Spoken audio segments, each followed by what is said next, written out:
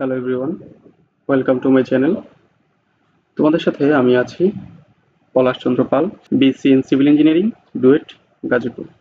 আজকে ইংরেজির 15তম ক্লাস।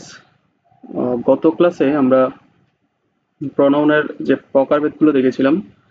গত ক্লাস পর্যন্ত আমাদের প্রনাউনের 6টা প্রকারভেদ আমরা শেষ করেছি।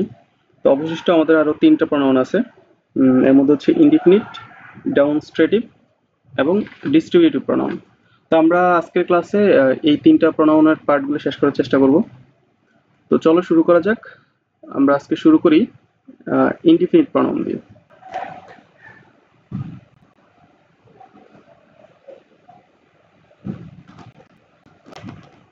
Indefinite pronoun. এখন আমরা ইনডিফিনিট বলতে আসলে কি বুঝি? আমরা ইনডিফিনিট কথার মানে হচ্ছে অনির্দিষ্ট।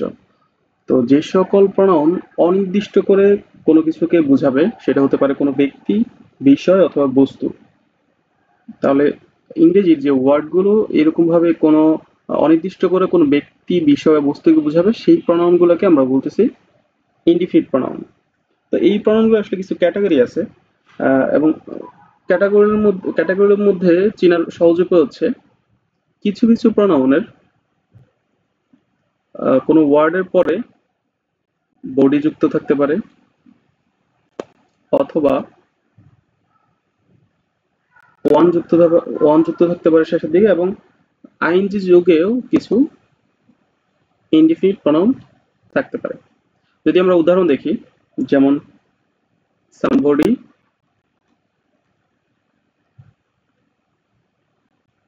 everybody। সিমিলারলি আমরা নেগেটিভ ভাবে বলতে পারি nobody অথবা anybody, etc। তাহলে এই যে বডি যোগ করে আমরা যে ওয়ার্ডগুলো পেলাম, somebody যে কেউ, everybody প্রত্যেকে, nobody কেউ না, anybody যে কেউ। তো এরকম ভাবে অনির্দিষ্ট করে কিন্তু এই অর্থগুলো শুনলে আমরা বুঝতে পারতেছি আসলে এগুলাকে হচ্ছে অনির্দিষ্ট করে যে কাউকে বোঝাচ্ছে। এখানে স্পেসিফিক করে কাউকে কিন্তু এই ওয়ার্ডগুলো দ্বারা বোঝানো সম্ভব না। তো সেই জন্য এই ওয়ার্ডগুলো হচ্ছে ইনডিফিনিট প্রনাউন। তার সাথে আরো থাকতে পারে, যদি ওয়ান যুগে আমরা কিছু প্রনাউন দেখি, সামের সাথে যদি যুক্ত করি, সামওয়ান, এভরিওয়ান, তারপর হচ্ছে নো ওয়ান। আচ্ছা, এই যে নো ওয়ান মানে কেউ না, এটাকে যদি আবার একসাথে লেখা হয় তখন এই দুইটা ও এর পরিবর্তে একসাথে আমরা লিখতে পারি নান। এটাও কিন্তু আমাদের ইনডিফিনিট প্রনাউন। নো ওয়ান যে কথা, একসাথে নো ওয়ানকে লিখলে তখন সেটা আমরা লিখি নান। এই যে দুইটা ও এর একটা ও তখন হচ্ছে ভ্যানিশ হয়ে যায়, নো ওয়ান মানে নান। নান এভাবে লেখা যায়। তারপর আইএনজি যুগে যদি আমরা কিছু দেখি, আইএনজি যুগে আমাদের প্রনাউন দেখি, তাহলে সেখানে আমরা দেখতে পারি এই সাম দিয়ে আমরা লিখতে পারি সামথিং, এভরিওয়ান এভরি দিয়ে লিখতে পারি এভরিথিং। সিমিলারলি আমরা নো দিয়েও লিখতে পারি নাথিং, অথবা এনি দিয়ে লিখলে এনিথিং। এইটা। তো এই যে ওয়ার্ডগুলো লিখলাম এগুলোই হচ্ছে আমাদের পরিচিত কিছু শব্দের মধ্যে এগুলো হচ্ছে আমাদের ইনডিফিনিট প্রনাউন। তো এগুলা দিয়ে আমরা যদি কিছু সেন্টেন্স লিখতে চাই, আমরা লিখতে পারবো নাথিং ইজ ইম্পসিবল। এখানে যদি এখন কেউ তোমাকে জিজ্ঞেস করে বা কেউ বলে এই নাথিং এর নিচে যদি আন্ডারলাইন করা হয় এবং যদি জিজ্ঞেস করা হয় যে নাথিং কোন পার্টস অফ স্পিচ, তাহলে কিন্তু আমরা খুব সহজে এখন বলতে পারবো যে নাথিং হচ্ছে আমাদের প্রনাউন, এবং কোন ধরনের প্রনাউন সেটা হচ্ছে ইনডিফিনিট প্রনাউন। তাহলে ইনডিফিনিট প্রনাউন কেন? কারণ এটা যখন সাবজেক্ট হিসেবে আসলে ব্যবহৃত হয়েছে, এখানে নাথিং ইজ ইম্পসিবল এই সেন্টেন্সে নাথিং কথাটা দ্বারা আসলে কোন জিনিসটাকে যে বোঝানো হয়েছে সেটা কিন্তু আমি স্পেসিফিক করে কিছু বলা হয় না এখানে। সেই জন্য এটা হচ্ছে আমার ইনডিফিনিট প্রনাউন। আমরা যদি দেখি আরেকটা আরেকটা সেন্টেন্স দেখি, everybody wants to be happy in life, প্রত্যেকেই জীবনে সুখী হতে চায়।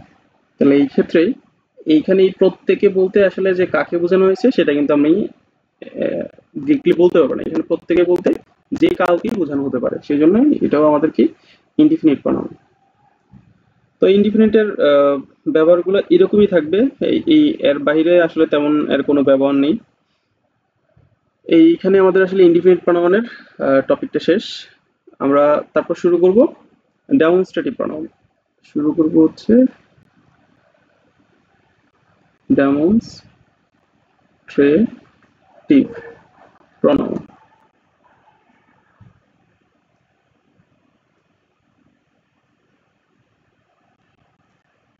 দেখো একটু আগে আমরা যেটা শিখলাম ইনডিফিনিট, সেই ইনডিফিনিট ছিল আমাদের কি অনির্দিষ্ট করে কোনো কিছুকে বোঝাবে।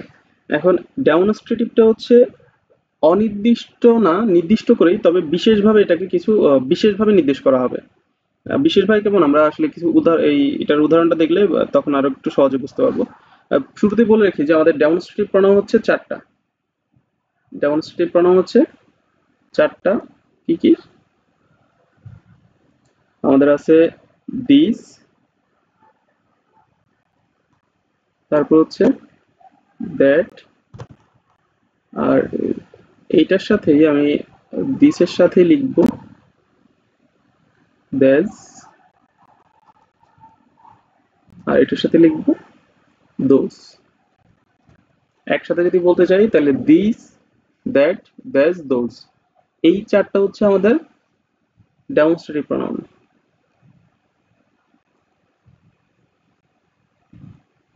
ঠিক আছে, এখন এই দুইটাকে আমি আসলে একসাথে ইন্ডিকেট করার বা এই দুইটার মাঝে হাইফেন দেওয়ার একটা অর্থ আছে। কারণ দিস এবং দেস আর দ্যাট এবং দোজ, এই দুইটার মাঝে একটা সম্পর্ক আছে। আচ্ছা, তার আগে বলে নিই, এই দিস, দ্যাজ, দ্যাট, দোজ, এই চারটা ডেমনস্ট্রেটিভ প্রনাউনে কিন্তু আমার মূলত উৎপত্তি হয়েছে এগুলার এই দা শব্দটি থেকে। এটা থেকে কিন্তু মূলত আমাদের এই ডেমনস্ট্রেটিভ প্রনাউনের আবির্ভাব। আচ্ছা, তো সেটা নিয়ে কথা বলবো, তার আগে একটু বলি আমাদের দিস, দ্যাজ, দ্যাট, দোজ এই শব্দগুলোর মাঝে আসলে সম্পর্কটা কি। দেখো, যদি নিয়ার ইন ডিস্টেন্স অথবা কাছের কোনো জিনিসকে ইঙ্গিত করা হয়, আমি যদি এই ওয়ার্ডটা দ্বারা ডেমনস্ট্রেটিভ প্রনাউন দ্বারা আহ, কাছের কোনো জিনিসকে আমি যদি ইঙ্গিত করতে চাই, বোঝাতে চাই, তাহলে সেই ক্ষেত্রে আমরা দিস ব্যবহার করব, দিস এবং দ্যাজ ব্যবহার করবো। আর যদি দূরবর্তী কোনো জিনিস বোঝাতে চাই তাহলে আমরা ব্যবহার করব দ্যাট এবং দোজ। তাহলে দিস এবং দ্যাজ, এটা হচ্ছে, একটু লিখে দিই, এটা আমরা ব্যবহার করব নিয়ার ইন ডিস্টেন্স।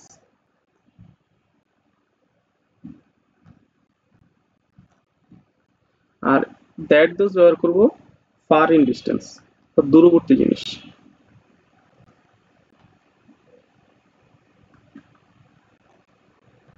আচ্ছা, একটা উদাহরণ আমাদের একটু বোঝানো যাক। যদি কাছাকাছি কোনো জিনিস বলতে চাই, তাহলে বললাম দিস ইজ মাই হাউস। তাহলে কাছাকাছি বাড়িটা আছে, তাহলে এই বাড়িটাকে দেখে আমি বলতে পারলাম যে দিস ইজ মাই হাউস, এটা আমার বাড়ি। অথবা যদি আমি বাড়ি থেকে দূরে থাকি, অথবা আমি কোনো একটা জায়গায় দাঁড়িয়ে আছি, তখন সেখান থেকে হচ্ছে দূরবর্তী কোনো গাছপালা দেখতে পারতেছি, তাহলে তখন আমি বলতে পারবো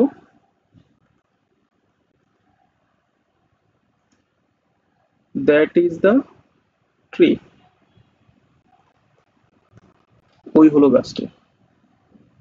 তার মানে এই দ্যাট দেখে আমি বুঝতে পারতেছি এই গাছটা আসলে অনেকটা দূরবর্তী স্থানে আছে, এবং হাউস দেখে বুঝতে পারতেছি দিস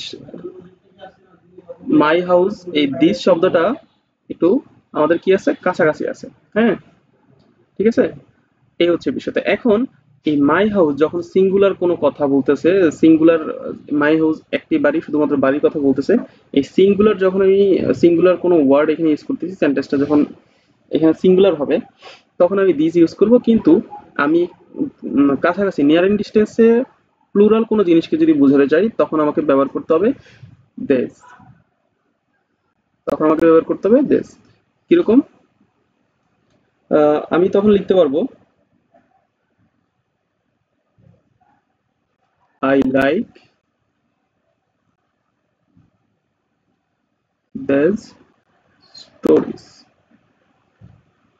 ঠিক আছে, দেখো এই যে পার্থক্যটা দেখো, এইখানে আমি ইউজ করলাম কি দেস, আই লাইক দেস স্টোরিজ। আর যদি আমি ফারিন ডিস্টেন্সের কোনো জিনিস বোঝাইতে চাই তখন এটা লিখতে পারবো এরকম যে আই লাইক দোজ প্যান্টস। ঠিক আছে, তাহলে এই দিস দ্যাট দ্যাস দোজ এইগুলোর দ্বারাই বুঝতে পারতেছি কোনটা আমার কাছাকাছি আছে, নিয়ার ইন ডিস্টেন্স আছে, আর কোনটা ফার ইন ডিস্টেন্সে আছে। ঠিক আছে, তো এখন ওই যেটা বললাম যে আমাদের এই চারটা প্রনাউন, ডেমনস্ট্রেটিভ প্রনাউন এর উৎপত্তি হয়েছে এই দি থেকে। কিরকম? এখন আমরা যদি একটা উদাহরণ দিই যে আই নো দ্য ম্যান, আমি এই মানুষটিকে চিনি। এখন এটার পরিবর্তে কিন্তু আমি এটাও লিখতে পারি আই নো দিস ম্যান, আমি এই মানুষটিকে চিনি, অথবা আই নো দ্যাট ম্যান, আমি ওই মানুষটিকে চিনি। তাহলে দেখো এই সেন্টেন্সে আমি যদি দিকে উঠিয়ে এই দি এর পরিবর্তে আমি যদি দিস বা দ্যাট ব্যবহার করি তাহলে কিন্তু আমার সেন্টেন্সটা কিন্তু কমপ্লিট হচ্ছে। বাট তখন আমি বুঝতে পারতেছি মানুষটা আমার কাছাকাছি আছে অথবা মানুষটি একটু ফারিন ডিস্টেন্সে আছে, বাট আমার সেন্টেন্স কিন্তু ঠিক আছে। তাহলে এই এই জন্যই বলা হচ্ছে যে আমার দিস এবং দ্যাট এই ডেমনস্ট্রেটিভ প্রনাউনগুলো উৎপত্তি হচ্ছে আমার কোথায়, দি থেকে। ঠিক আছে, এই হচ্ছে বিষয়। তো চলো, আমাদের ডেমনস্ট্রেটিভ প্রনাউনের বিষয়টা হচ্ছে আসলে এটাই। এই জিনিসগুলো একটু বুঝতে পারলে, মাথায় রাখতে পারলে আমাদের ডেমনস্ট্রেটিভ প্রনাউনে আর কোনো সমস্যা হবে না। তারপর চলো আমরা চলে যাই আমাদের নেক্সট টপিক, ডিস্ট্রিবিউটিভ প্রনাউনে। ডিস্ট্রিবিউটিভ প্রনাউন, এই ডিস্ট্রিবিউট কথাটা দেখেই কিন্তু আমি বুঝতে পারতেছি ডিস্ট্রিবিউট করা মানে কি, ভাগাভাগি করা, ভাগ করে দেওয়া। তো ডিস্ট্রিবিউট প্রনাউনের ওয়ার্ডগুলো ওইরকমই হবে যার অর্থটা বুঝাবে এরকম যে কোনো কিছু কারোর মধ্যে কি করে দেওয়া, ডিস্ট্রিবিউট করে দেওয়া। যেমন এরকম কিছু ডিস্ট্রিবিউটিভ প্রনাউনের উদাহরণ যদি আমি দেখি, কি আছে, either, neither, each, every, etc. এই প্রনাউনগুলো সাধারণত আমরা ডিস্ট্রিবিউটিভ প্রনাউন হিসেবে ব্যবহার করে থাকি। এখন এই আইদার অর্থ হচ্ছে দুইয়ের মধ্যে আহ, যে কোনো একটি, নাইদার মানে হচ্ছে কোনোটিই না। তার মানে এটা কিন্তু সিঙ্গেল কোনো কিছুর সাথে তুলনা হবে না। আহ, একের বেশি কোনো জিনিস যদি থাকে তখন আমরা তুলনা করে এটা বলতে পারবো যে আইদার এই দুইয়ের মধ্যে দুইটাই কিনা, নাইদার কোনোটিই না কিনা। এইচ মানে হচ্ছে প্রত্যেকটি, এভরি মানে হচ্ছে প্রত্যেকটি। তাহলে এই দুইটা জিনিস একটু খেয়াল করো যে আইদার, নাইদার এগুলা থাকলে কিন্তু কি হবে, বোঝা যাবে যে এখানে কিন্তু শুধু সিঙ্গেল কোনো একটা বিষয় না, এখানে একের বেশি বা দুইটা বিষয় থাকবে। দুইটা বিষয় থাকলে তখন তাদের মধ্যে দুইটার মধ্যে দুইটাই কিনা অথবা দুইটার মধ্যে কোনোটাই না কিনা এইরকম একটা কথাবার্তা আসবে। তো যখনই এরকম আসবে তখনই আমরা সেটাকে বলবো ডিস্ট্রিবিউটিভ প্রনাউন। দেখো আমরা একটা উদাহরণ, এগুলো দিয়ে আমরা কিছু উদাহরণ দেখি, তাহলে বিষয়টা সহজভাবে আমরা বুঝতে পারবো। বললাম either of the two men has gone there.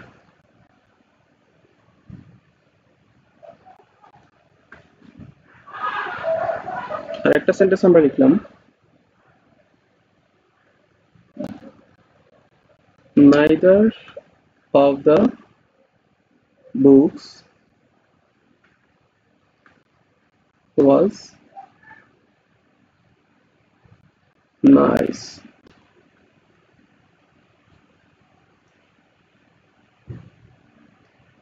Is দিয়ে যদি আমরা একটা সেন্টেন্স দেখি তাহলে লিখতে পারি is of the members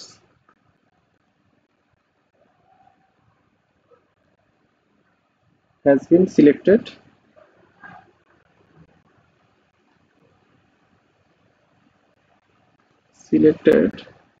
for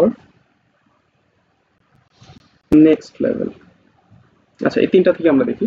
তাহলে প্রথম বললাম either of the two men has gone there, অর্থাৎ দুইজন মানুষের যে কোনো জনই সেখানে গিয়েছে।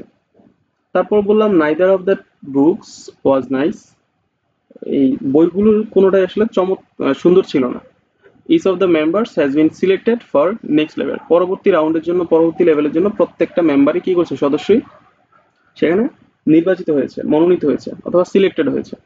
তো এইখানে দেখো, এই যেটা বললাম আমরা যে এই আইদার দ্বারা কি বোঝাচ্ছে, যে দুইজনের যে কোনো একজনকে কিন্তু বোঝাচ্ছে। নাইদার দ্বারা এই বইগুলোর কাউকে বোঝাচ্ছে না। ইজ দ্বারা এখানে যতগুলো মেম্বার আছে প্রত্যেকটা মেম্বারকে কিন্তু আবার বোঝানো হয়েছে। তবে এখানে একটা লক্ষণীয় বিষয় হচ্ছে এই যে, খেয়াল করে দেখো, either of the two men, এখানে যখন টু মেন বলা আছে তাহলে আমরা কি করলাম, এটা যখন হচ্ছে প্লুরাল, আমরা দেখো ভার্বের দিকটা একটু খেয়াল করো, ভার্বটা নিয়েছি কি singular. Neither of the books, বইগুলোর মধ্যে প্লুরাল সাবজেক্ট, আমাদের ভার্বটা হয়েছে singular. Each of the members has been selected, each of the members সকল সদস্য, হ্যাজ বিন, হ্যাজ এখানে আছে সিঙ্গুলার। মানে আমার এখানে বোঝানোর বিষয় হচ্ছে যখন আইদার, নাইদার, ইচ, এইগুলা নাইদার অফ বা আইদার অফ, ইচ অফ, এইগুলা দ্বারা যখন সেন্টেন্সটা শুরু হবে,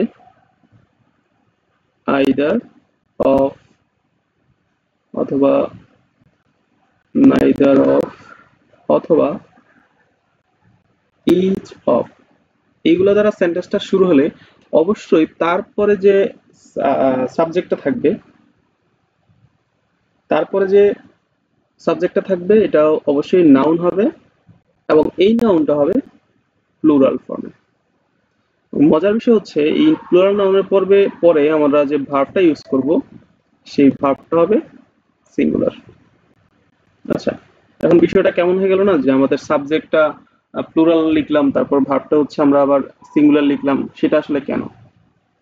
তার আগে আবার একটু বলি যে তোমাদের মনে আছে কিনা এই যে হ্যাজ, ওয়াজ, এই ভার্বগুলো যে সিঙ্গুলার, তোমাদের মনে আছে যে ওই যে আই এর সাথে তখন আমরা ব্যবহার করি কি আই অ্যাম, তারপর হি এর সাথে আমরা ব্যবহার করতাম he is, he was, he has. তার মানে এই যে থার্ড পার্সনের সাথে যেগুলো বসতেছে, সিঙ্গুলার পার্সনের সাথে যেগুলো বসতেছে সেগুলো ছিল কি আমাদের সিঙ্গুলার ভার্ব। সেরকম ভাবে প্লুরাল হিসেবে আমরা ব্যবহার করতাম কি দে এর সাথে ব্যবহার করতাম দে হ্যাভ, দে আর, ওইগুলো ছিল আমাদের প্লুরাল।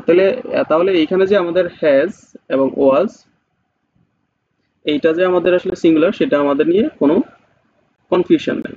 যদি না থাকে তাহলে দেখো এইখানে অর্থটা একটু বোঝার চেষ্টা করি। আর তার আগে একটু তোমরা রিকল করো যে আমরা সাবজেক্ট যখন পড়েছি তখন কিন্তু সাবজেক্টের সাথে আরেকটা জিনিস পড়েছিলাম কি, নতুন আমরা একটা ওয়ার্ড পড়েছিলাম, সেটাকে বলতেছি হেড ওয়ার্ড। মনে আছে? হেড ওয়ার্ডে বলেছিলাম যে কি আমরা সাবজেক্টের মধ্যে যখন অফ দ্বারা যুক্ত থাকবে, হুম অফ দ্বারা যুক্ত থাকতে পারে, তাহলে সেই ক্ষেত্রে ওই অবের আগের অংশটাকে আমার মেইন ফোকাস করতে হবে এবং সেটা হয়ে যাবে আমাদের headward. Either of the to man, এখানে দেখো ফোকাসটা কাকে কাকে করতেছে, এই দুইজন মানুষের মধ্যেই কেউ, তার মানে দুইজন মানুষের মধ্যে কেউ, ওই যে কেউর মধ্যে কিন্তু এখানে ফোকাসটা করতেছে যে কেউ একজন আছে, কেউ। তো এখানে ওই কেউকে আসলে সিঙ্গুলার হিসেবে বিবেচনা করেছে। এই যে দ্য টু ম্যান এখানে কিন্তু সাবজেক্টের উপর কোনো ইফেক্ট ফেলতেছে না, যার কারণে এই টু ম্যান প্লুরাল হওয়া সত্ত্বেও এই সেন্টেন্সের ভার্বটা কিন্তু আমাদের সিঙ্গুলার। কেন? ওই যে কারণ মেইন ফোকাস আমাদের হেডওয়ার্ড কিন্তু এখানে আইদার।